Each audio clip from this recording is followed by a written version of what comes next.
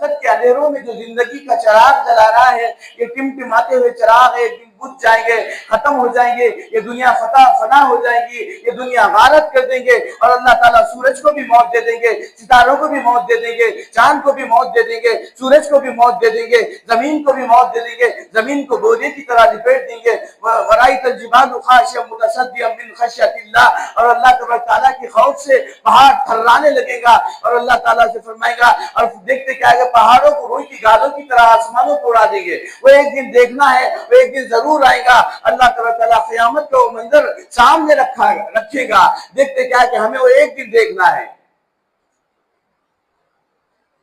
اللہ تعالیٰ فرماتے ہیں کہ مانگتا بندے، تو جب تو مجھ سے مانگنے آتا ہے، اللہ تو میری سنتا نہیں، اللہ میری فریاد کو نہیں سنتا، تو بتاؤ کہ اللہ کی فریاد کو ہم کون سی سن رہے ہیں؟ ہم اللہ کی فریاد کو نہیں سنتے تو اللہ ہماری کیسے فریاد کو سنے گا؟ پھر بھی اللہ تعالیٰ فرماتے ہیں اتنے گناہ کرنے کے بعد تو جب تو مجھ سے فریاد کرتا ہے تو میں تیرے ہر آن میں تیری دعا کو سنتا ہوں، تیری فریاد کو سنتا ہوں۔ جب تو مجھ سے جڑ جاتا ہے، میرے قریب آتا ہے، اتنے گناہ کرنے کے بعد اللہ پاک فرماتے ہیں تجھے کہیں جانے کی ضرورت نہیں، کوئی عالم کے پاس جانے کی ضرورت نہیں، کوئی مفتی کے پاس جانے کی ضرورت نہیں، کوئی قاضی کے پاس جانے کی ضرورت نہیں، کوئی حافظ کے پاس جانے کی نہیں۔ اگر تو حافظ کے پاس چلے جائے، اگر تو قاضی کے پاس چلے جائے، اگر تو عالم دین کے پاس چلے جائے، اگر تو مفتی کے پاس چلے جائے، گناہ کرنے کے بعد بھی تو مفتی تجھے جواب دے گا، تو جہنمی ہے کہہ دے گا، تو گنہگار ہے کہہ دے گا، تو مجرم کہہ دے گا، تجھے کہہ دے گا، عالم بھی کہہ دے گا، اور مفتی بھی فتویٰ دے گا کہ تو جہنمی ہے۔